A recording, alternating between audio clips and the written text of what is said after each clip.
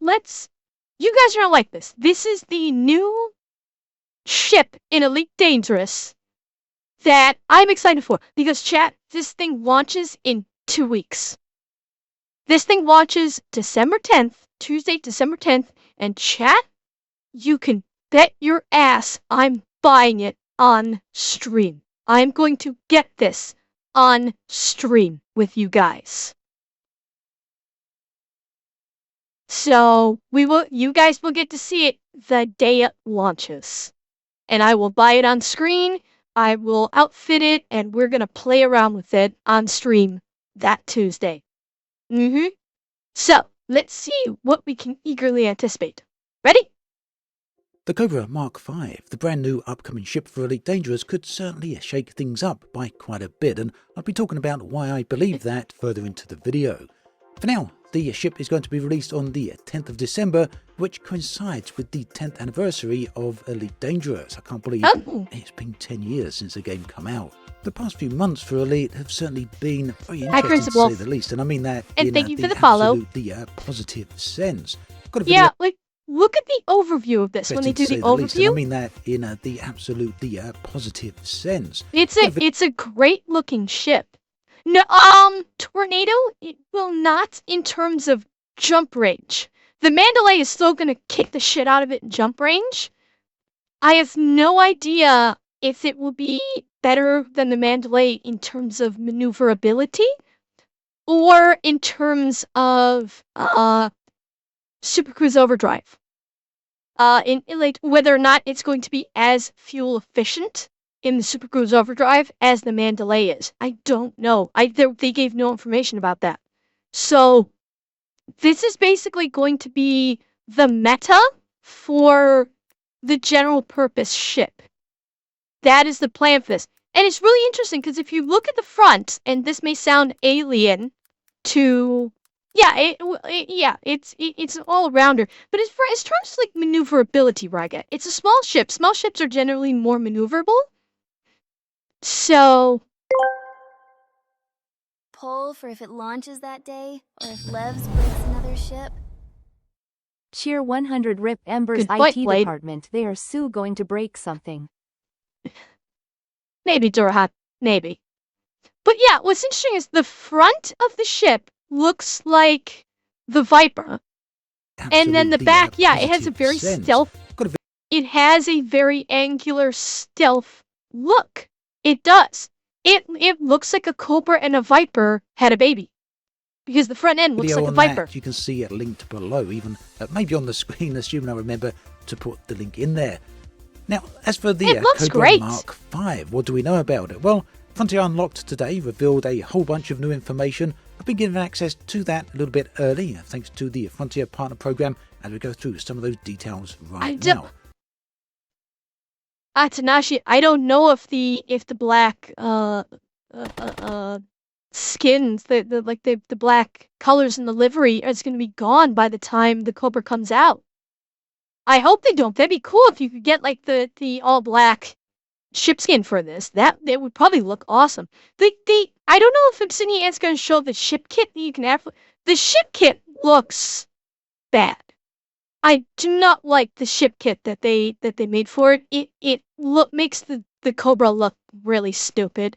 So it was definitely a miss with that ship kit. I don't know if they're going to show it, but it was First bad. up, the reason I feel that this ship is going to shake things up by quite a bit, and it's part of a larger plan, this is a personal opinion, I think it's a part of a larger plan, is because, well, this ship is going to be a jack of all trades. That's traditional. And it's a three-seater. Was very much that.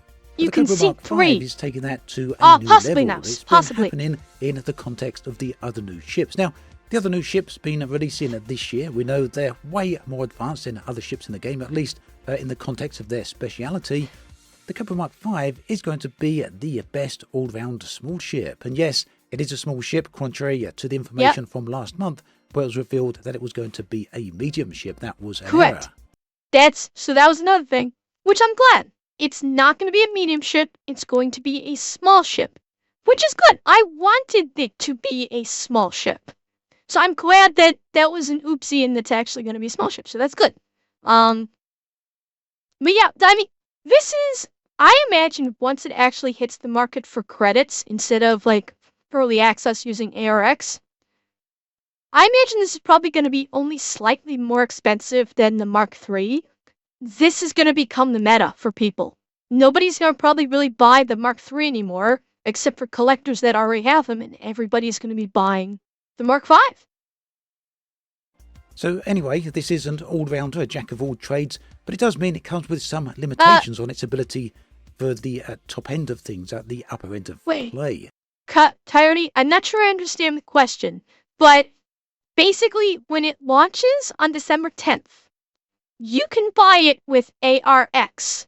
Basically which you can either earn by like doing missions, combat, exploring, etc., but you can only earn a maximum of 400 ARX per week.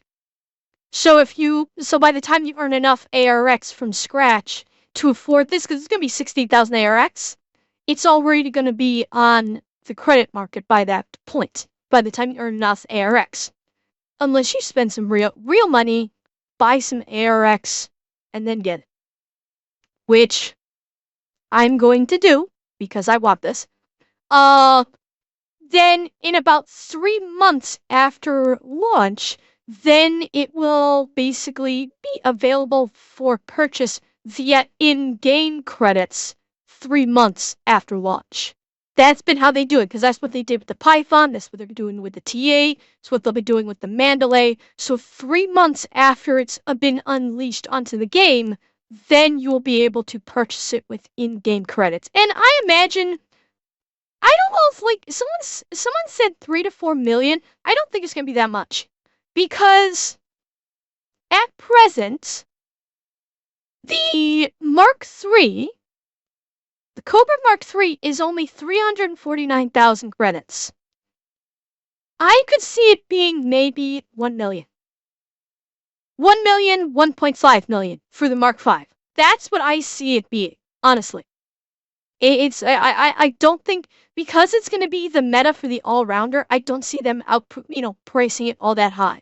It'll be higher than the Mark III, but not that much, honestly. Now, that means it's not intended for dedicated roles when compared to some of the other ships that have been released this year. What Frontier is saying here is that, well, when it comes to some of the other older ships that have dedicated roles, the Cobra is likely to outperform them.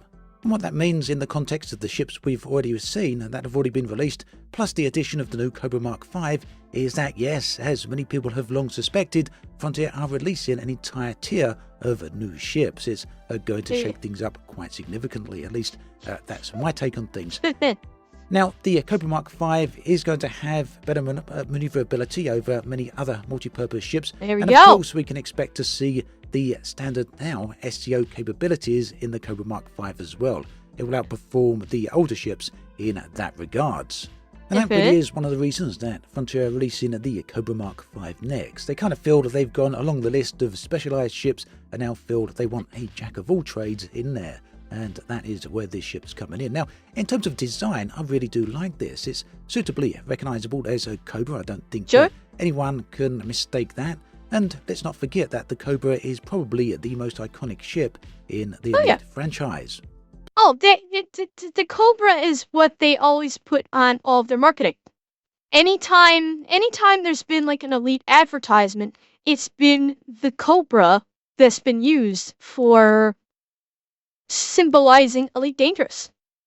For God's sake, one of the most iconic crash sites, Jameson's crash site, is a Cobra crash site. So yeah, the Cobra's been in Elite, I think, from the very beginning.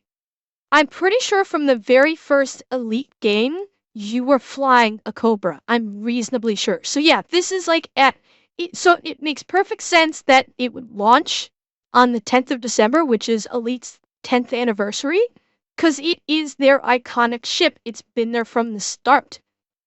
There's a reason why it's all reliable. That said, it is suitably different as well. I do like the design. One of the things that I find the most interesting here is the completely revised cockpit. The new design means it sits right towards the front of the ship and even has some windows looking downwards, giving pilots a much better view. It's also a 3-crew ship, meaning that you can have 2 of your friends accompany you along in the cockpit here. In terms of the other capabilities of the That's ship, pretty nice. we've got the list of hardpoints on the screen right here. I'm not going to read all these details out. I don't think. Cheer 100, but the real question is, can I fly to the Hutton for Catgirls cheer 100?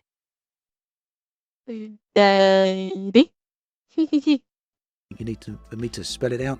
Having these on the screen, hopefully.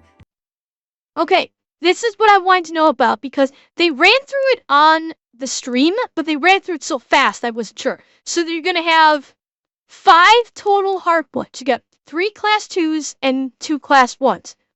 Nothing great, but it'd be decent for defending yourself.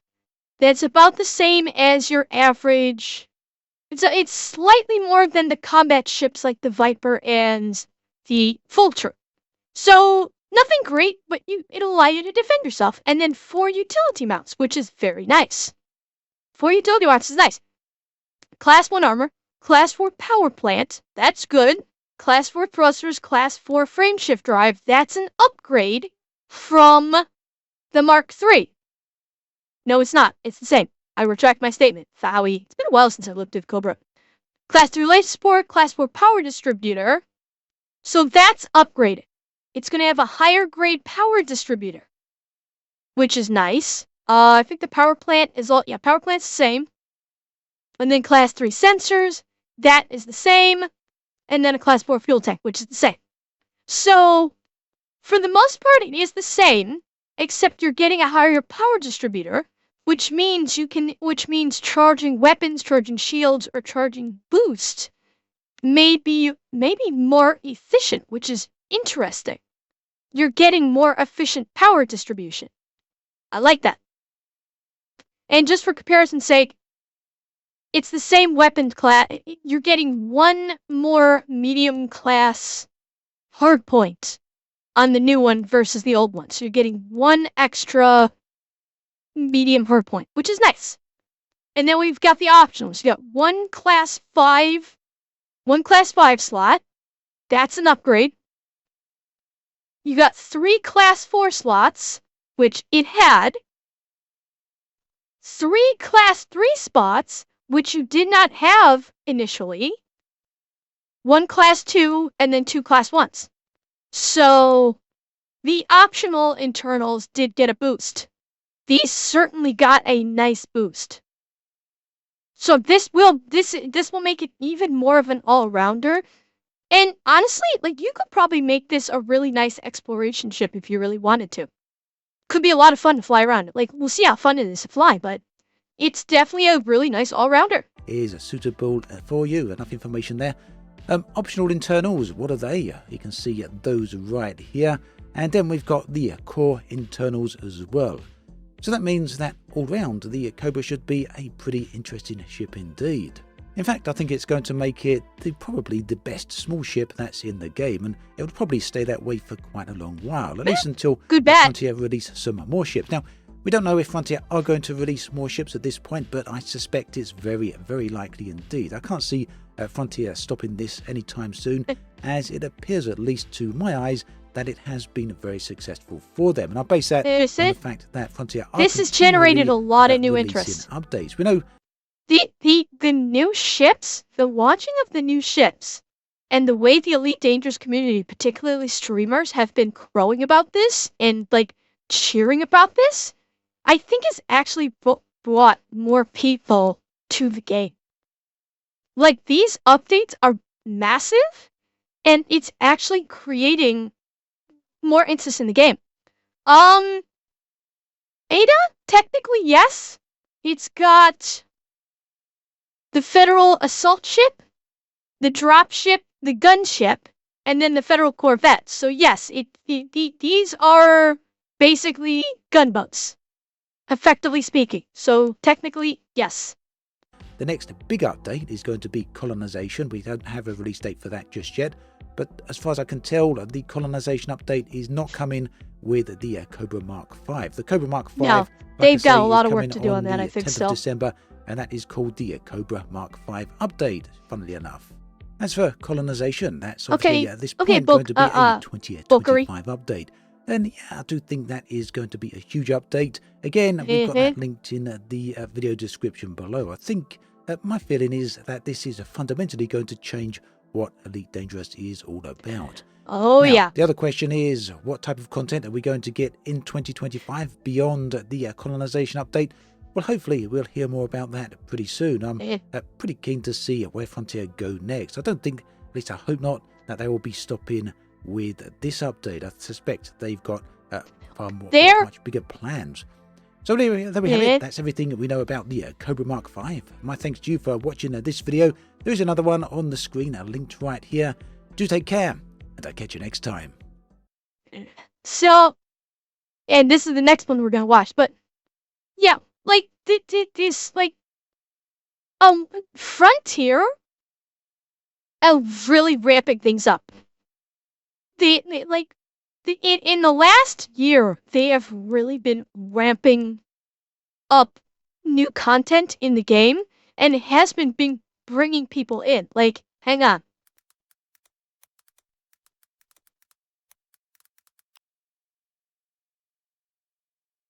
Now let's price history. I need player count. By the way, chat, I got my new keyboard today, and I love my new keyboard.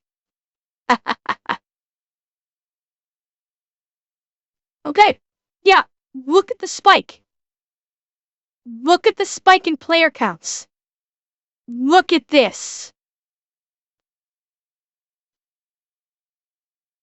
Look at that spike. That's when the Mandalay launched. Or, yeah, this is when the Mandalay launched. It has dropped off, but remember, we've watched it before, and it was down to, like, 2,000? The current player count is at 5,300. And it peaked at 6,000. No, I'm not keyboard warrior. I just have I replaced my old NX keys. I got my Corsair K100 Air. It is so nice to type on. Thank God, this keyboard, it's a mechanical keyboard, but it's flat. But it's got Cherry MX keys. It is so nice to type on, chat. I love my new keyboard. It is so cool. I love it so much. I actually had an old Corsair R65 that I managed to pilfer from my last job. Don't worry, I didn't actually steal it. It was one of those, we're returning it because it's supposedly defective, but we don't actually send defective products back to the company. We just recycle them.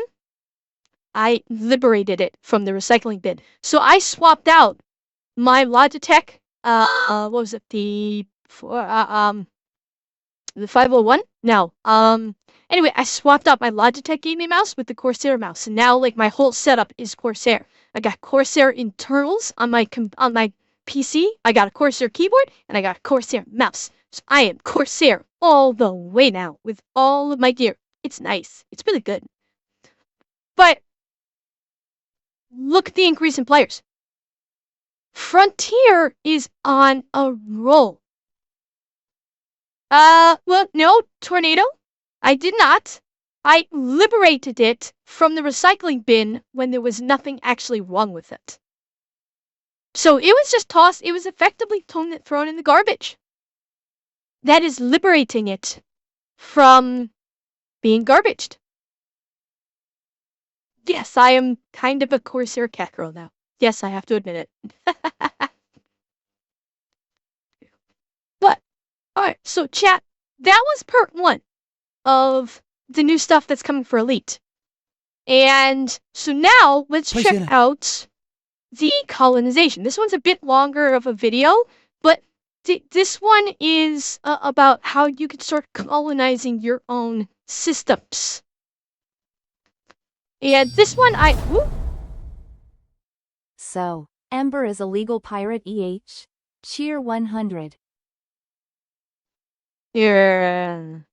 We'll say that for legal purposes. Thank you, Lord Enchilada. Thank you. So yeah, let's go into the colonization. So this one, I do not expect this to be released until probably March of 2025. That's my suspicion. March, maybe April. It's gonna have to like be early spring when they finally launch this, because I imagine they have to do a lot of work to try and prep the servers to be able, because once they launch this, everybody is gonna be going crazy trying to colonize other colonized systems, and the servers are going to take a fucking P-tape when this goes live. So I imagine they saw what happened when they did the Ascendancy release with PowerPlay 2.0 and the Mandalay. They're still recovering from it, trying to get everything fixed and sorted out. They probably want to make sure they have all their ducks in a row when it comes to launching this, because this is going to impact the servers even more. So let's check it out, but don't expect this to be probably Tycel. Yeah, the April one sounds more reasonable than March versus April. So probably April at the earliest, I would expect. Placing your own planetary bases and space stations in Elite Dangerous isn't something I'd ever expected to see. I've said it before, and I'm going to say it again. This is something that I'm very, very interested in seeing. Effectively, what we've got here is player-guided base building. This is all a part of the upcoming Colonization update, set to be released into beta early next year. Well, we'll see, Rygat. This is quite clearly one of the largest updates. Because one thing with the colonizing systems. Here's the thing with colonizing systems. It's not going to be the one thing that they have in their favor, and Peanut Butter Janet, and thank you for the follow. Well, it's supposed to. Now, this is just for planetary bases. They also have space stations. But one of the things that Frontier has working in their favor when it comes to this stuff is it's not immediate.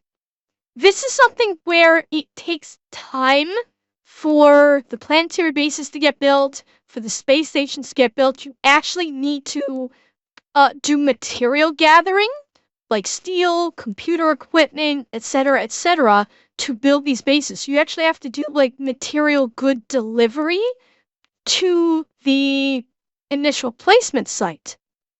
And so it'll be kind of similar in vein to like the fleet carriers, where a fleet carrier jump takes like 15 minutes to facilitate minimum, so the servers can be ready for the new permanent instance in the system. With this one, I forget, Obsidian probably will say that it's probably going to take, I think, a week for each stage of the building to take place. So that's going to give the servers a full week to build the code for the permanent instance of this planetary station or the space station. So that is one thing that they will have in their favor. And that may help. I think the biggest hit is going to be when it launches, you're going to have everybody and their fucking mother that has the appropriate amount of credits buying these fucking things. And that's going to impact the servers, because the process, which I'm sure he'll go over, when you colonize a system, is when you make the purchase of the colonized, it has to place basically a colonization navigation beacon in the system in question. And that could potentially impact the servers.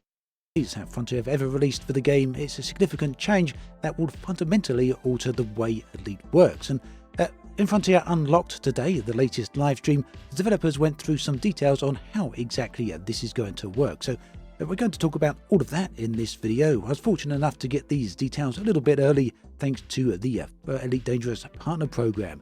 There's also details on the brand new ship, the Cobra Mark 5, although that is coming in a separate video which should be available shortly after this one has been published. So, colonization. Of course, Ember. We need to build the alley ASAP. Maybe. We've got to, but here's the thing. We don't know how much it's going to cost. I suspect the initial cost for colonization is probably going to be fleet carrier levels of credits. Like 7 billion credits just to place the initial beacon. And then after you've done that, you need to that you need to deliver materials to facilitate the building. And then there's an initial investment of probably several billion credits. And there's probably going to be even more credits on top of that necessary to facilitate everything you want to do. So this is not it's not going to be something anyone can do, I suspect. Right, yeah, you need to buy it to own it. There may be upkeep, just like a fleet, just like with the fleet carrier, there may be upkeep costs. So we don't know yet. And high logic, dude. This is a galaxy-wide mechanic that enables players to expand the inhabited bubble of human space. It will also allow players to colonize new systems and build facilities within them, therefore shaping the galaxy according to their own narratives and goal. That's what Frontier say, that's how they phrase this. Now the feature does emphasize player-driven content, and it should give players control of how to develop the galaxy. No, now Sol is already colonized. This only works in a system that has no population in it whatsoever. You can only colonize a system that is not already colonized. Right here we can see the arrival of the truly massive system colonization ship. This is one of the largest ships that's going to be in the game. But how do we get to this point? Well, players begin by purchasing a claim from a new system contact called the System Colonization Contact. This will be found in inhabited systems within the bubble. Claims for new systems can be made on uninhabited systems within a certain distance. Currently, Frontier think they're going to aim for around about 10 light years from the current system. Now, only one claim can be made at a time, and this is designed to prevent system blocking. Now, players will have to purchase a claim. There's no indication yet on how much this will cost. Frontier are not discussing numbers at the moment. At any rate, once players... I'm gonna say, very likely, it's probably going to be at least 7 billion. Because if they made it, not expensive, if they only made it, a couple $100 million, holy fuck, do you have any concept of how many people would be buying up colonization beacons the first day? They're gonna have to make it very expensive, so it's something you have to really grind to earn. Players have purchased the claim. Hello, they will Cortanas. receive a colonization nav beacon. You then have 24 hours to travel to the claimed system to deploy the bacon. Bacon. Failure to deploy the beacon within 24 hours will result in the claim reverting, preventing land grabs or blocking. Maybe, Rygat. Now, after deploying... It's hard to say. People have to, will you make money from NPCs? Perhaps. Usually NPCs don't earn you that much money like with their fleet carriers. I don't know. It's questionable. It depends on what you stock your stations with, I think, as to whether or not it will make money. And where it's positioned, too. The beacon, a massive colonization ship, which you can see right here, arrives in the system, and this is one of the largest vessels in the game. It's equipped with numerous large landing pads. It looks a lot like a modified fleet carrier. Well, now at this point, players... Xanax? Hard to say. There's a particular system that I and the rest of the fuel rats hang out at, generally speaking, because of the very nature of that system. It makes it much more efficient for doing rescues. So it's tough to say if I will or not. Now, if what I think is going to happen happens, I may very well relocate my fleet carrier. If we end up getting a colony, I may very well relocate my fleet carrier to that system, to hang out in that system. Because if what I suspect happens, there's going to be a station in the particular system in question that the fuel rats tend to hang out in, and thus I won't need the fleet carrier there for rehealing, restocking, and repairing purposes. So if that's the case, well, that's it, Haseo. There's not that many. There's not that many in the bubble. There's one for sure. but there's not too many others. And the one for sure guarantees that there's going to be a station built there immediately. I guarantee you. The first day, that system's going to get colonized. The day it launches. Guarantee. Players must deliver a variety of materials to the colonization ship to construct the primary starport. Now, the construction of materials will vary depending on the type of starport being built. The primary starport must be completed Andrew, within a I'll get to specific that. time frame to proceed. I guess if it's not completed, it's again going to revert. And the whole idea here, Frontier seem again and again to be very interested in preventing a system blocking. That's players just buying up systems to cause problems. Now, once the construction is complete, the starport is going to initially appear in an under construction phase. And this reminds me a lot of the very early concept videos traders that we saw in the early days of Elite Dangerous. Here's an example right. Yeah, and I think you're getting either an Ocellus or an Orbis starport. Those are some big fucking starports that you're gonna get, which is pretty fucking cool that they're giving you those kind of starports. Cause those are the big ones with center ball with giant fucking rings and a tail coming around it. So it's either an Ocellus or an Orbis, one of those two. Here, this was one of the early traders for community goals when they first arrived. Now, the station will stay in that under construction phase for a while, and then on the following Thursday, which as many people will know is the server tick, the station will become fully operational. The colonization ship then will remain temporarily before finally departing. Now, at this point, players will be able to expand further. Tornado, we've the already got beacon will become a the station in nav Fuelum. beacon and a new system. Yeah, the fuel rats already have a system with Fuelum. The main base in there is Woheim Vision. So we've already got that. The fuel rats already have their own faction there in Fuelum, the Fuel Rats Mischief. So that that's even canon lore, that the Fuel Rats home system is Fuelum, their primary base of operations is Woheim Vision. And their other colony is Rodentia, which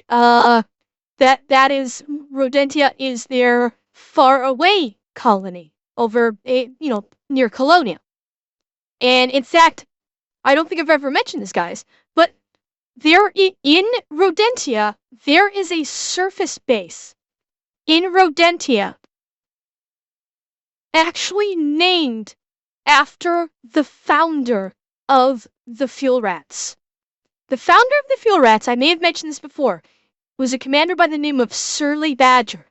That is the founder of the Fuel Rats. And Frontier actually named a surface station in Rodentia Surly's Nest in honor of Surly Badger, the founder of the Fuel Rats. How fucking cool is that? Colonization contact will become available at the starport that was just constructed. Here, players... No, not Emperor, not Surly. Surly. S-U-R-L-Y, as in he was a surly badger, as in quote-unquote grumpy, which he was. I don't think he was grumpy. It was just the name he chose for his commander. Can then make additional claims from this new system, thereby allowing them to daisy chain and expand further away into the galaxy. But for those of you who want to focus on the system you've just claimed, well, that will be entirely possible. System development is a thing, and the player who deploys the primary maybe starport Big and Stack. will become I've never played the Subverse. system architect. These players will have control over the development within that system, which includes what facilities can be deployed. So again, I think it should be clear this doesn't appear to be, based on what we're seeing, full-on base building in the sense we see on other games. Instead, this is player-guided base building. So yeah, you will become the architect of what happens within this star system. There's a number of ways that players will be able to do this. That will include deploying extra space-based facilities. So accessing the system map to view potential deployment locations, then selecting and constructing facilities such as ports or installations which were introduced back during the days of Horizons. I'll talk about that, Tornado. Facilities also come in tiers, so building larger facilities requires constructing smaller supporting facilities first. Example tiers that Frontier have mentioned include small installations, followed by mid-tier facilities, followed by larger-scale spaceport, for example, Orbis space stations. Nice. And then there's planetary facilities. So for planetary development, players can kind of do a few different things here. They can fly over the planetary surface to find the ideal location in which they want to situate No, I their never bases. did, Big Brain. And then from here, they'll be able to choose the exact deployment sites and orientations of these facilities. They'll then be able to build various types of settlements, which will include Odyssey and Horizon facilities, both of those types. That's nice. Now, ground-based construction sites are established, requiring material deliveries. Oh yeah, Coyote. We've had the fuel rats have had advertisements for a long time now, and those hollow projectors. They've been we've had that. That's been available for us, or that's been put in on our behalf for a long time. Now, Frontier did not do that for us specifically. A while ago, Frontier actually had a contest where people could submit what they would, banners and advertisements put on those holo generators outside of stations and inside stations. They had a contest to submit posters to be put into the game. One of those was the fuel rat advertisement, and obviously Frontier picked that as one of the winners. Like, I think the majority of the advertisements that you see when you go into stations and stuff were, I believe, actually submitted by the player base in like contests. But I always get a kick seeing the fuel rat advertisement anytime I go dock at a space station. I always get a kick out of that. Similar to how it works with the spaceport facilities. And yet, for those of you still paying attention who haven't disappeared just yet, I do realise I'm looping the footage here. Unfortunately, this is all the footage we have at the moment of of this system. But I thought you'd rather keep looking at this footage rather than some more generic footage. At any rate, economy and population effects. Facilities within these star systems will influence the system's economy and the system's security. Building mining facilities, for example, to boost the local I mining haven't, economy. Paper. I don't play Agricultural too many games, installations enhance honestly. Agricultural output. Elite is Certain my jam. facilities This can game also is my increase jam. population or alter security levels. Examples here are creating an anarchy system. Now, the more facilities that are built within the star system, the stronger its economic drive will be, and this can lead eventually to a fully functioning economy. So, yeah, that's colonization, but it doesn't just stand on its own. Colonization is going to interact with other parts of the game, and this includes the power play as well as the BGS, the background simulation. How is that going to work? Well, when it comes to This should be power interesting. play integration, the colonization process, Frontier say, is going to be seamlessly integrated with power play. Very curious to see how that one's going to work, but as power play is already a part of the game, well, it makes sense that it would work with the new systems as well, doesn't it? So initially, new systems which are not controlled by any power, but they still will be subject to player influence. Powers, however, can eventually contest and then take control over these new star systems. When it comes to the Are you going to have to defend your system from superpowers? That would be interesting. If you want to stay out of the power play, if you have to defend your system to try and kick out a superpower, that could be very interesting, I must say. I don't know how you do it, the but faction from which the claim was originally purchased will be brought into the new system. So it's in their interest to kind of sell you the system because those are the system items. So the faction from which the claim star systems. When it comes to the BGS, the faction from which the claim was originally purchased will be brought into the new system. So this. I was wondering about that. So this is a way that you can expand factions as well, because the faction you buy it from, the faction that you buy the permit from, is the faction that will be the primary faction in your new system. Oh, that has some potential. It's in their interest to kind of sell you the system because those are the the system faction that will take control. Mention was made in the Frontier stream that depending on the type of government you are supporting, it can affect your security. So if you go for anarchy, your system's security would be less. Hey. That does make sense because you know you're kind of piggybacking off of other systems. Yeah. Huh. Will my faction be native? What do you mean, Bokuri? Like, okay, there are already factions in Elite Dangerous in populated systems. So to colonize your own system, you have to go to a populated system, go to a space station. You go into a contact in that space station that is responsible for colonization, and you purchase a colonization permit from that space station. But by doing so, that faction that you are purchasing it from will then be a part of the new system that you are colonizing. They will be the predominant faction. Dude. Tornado. Yes. That's what I was thinking. Yes, if we buy from the Fuel Rats Mischief, that means when we open up a new colony, if we were to open up a new colony, it would be a Fuel Rats Mischief. It would be a Fuel Rats Mischief system. Ah, okay, I see what you mean, Bokuri. I'm going to hazard a guess. I'm thinking, Bokuri, it will depend upon what system is in power at the time that you make the purchase. Because when you make a purchase from the space station, I don't think you can choose which faction you are purchasing from. I think it's when you purchase the colonization permit, it's going to be the predominant faction in the system at that time is who you will be purchasing it from. Whether that is a native faction or not, I suppose depends on who's in power. So, and Orlando Trustful, thank you for the follow. Welcome. Control.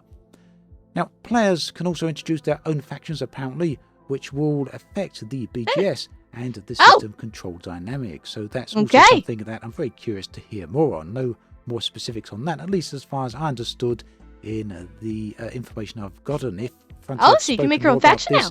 In the live stream, do let me know in the comments section. Everything I've discussed so far is based on the information Probably not, Tornado, not right away. To be exactly the same.